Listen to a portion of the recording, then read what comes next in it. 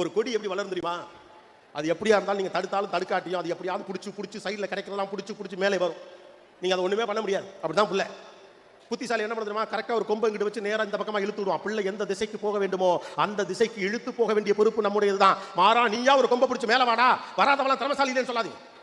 கடைசி பெஞ்சில் உட்கார்ந்து உங்களுக்கு பொறுக்கி பையன், கடைசி பெஞ்சில் உட்காரவனுக்குலாம் புத்திசாலித்தனம் கிடையாது, படிக்காதவனுக்குலாம் பெரிய திறமை கிடையாது, அப்படிலாம் உனக்கு கிடையவே கிடையாது. யாருக்குள் என்ன ஒளிந்திருக்கிறது என்பதை கண்டுபிடிப்பதுதான் நம்முடைய வேலை. Everybody have something in themselves. உங்களுக்கு மட்டுமே தெரிந்த ஒன்று அவனிடம் இல்லை என்றால் அவன் புத்திசாலி இல்லை நீங்க நினைக்கக்கூடாது. உங்களுக்கு தெரிந்த ஒன்று உங்கள் பிள்ளைக்கு தெரியாமல் இருக்கிற பட்சத்தில் அவனுக்கு அது தெரியவில்லை என்பதற்காக அவருக்கு அறிவில்லை என்ற அர்த்தமாக. அவன் விளையாட்டு வீரனாக இருக்கலாம், கவிதை வரலாம், கணக்கு வரலாம், வேற ஒரு டெக்னாலஜி சம்பந்தப்பட்ட புத்திசாலித்தனம் அவர்களிடம் இருக்கலாம். அதை கண்டறிவதற்கான வாய்ப்பு இருக்கலாம். வரும்போது கலெக்டர் வந்து எங்கிட்ட ஒரு பாம்ப்ளெட் இந்த புக் கொடுத்தார்.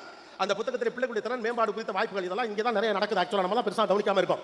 படிப்பு வராத பிள்ளை என்ன பண்ணலாம் அப்படின்னா கைவிட்டலாமா? படிப்பை தாண்டி அவனுக்கு என்ன வருகிறது என்று யோசிக்க வேண்டிய பொறுப்பு நமக்கு இருக்குது. படிப்பை உனக்கு படிப்பு இல்லை நீ மக்கு அப்படின்னு முடிச்சுட்டு அவன் என்ன டேலண்ட் இருக்கோ அதில் வளர்த்து விட்டா வளர்ந்துட்டு போறான், முடிஞ்சு போச்சு.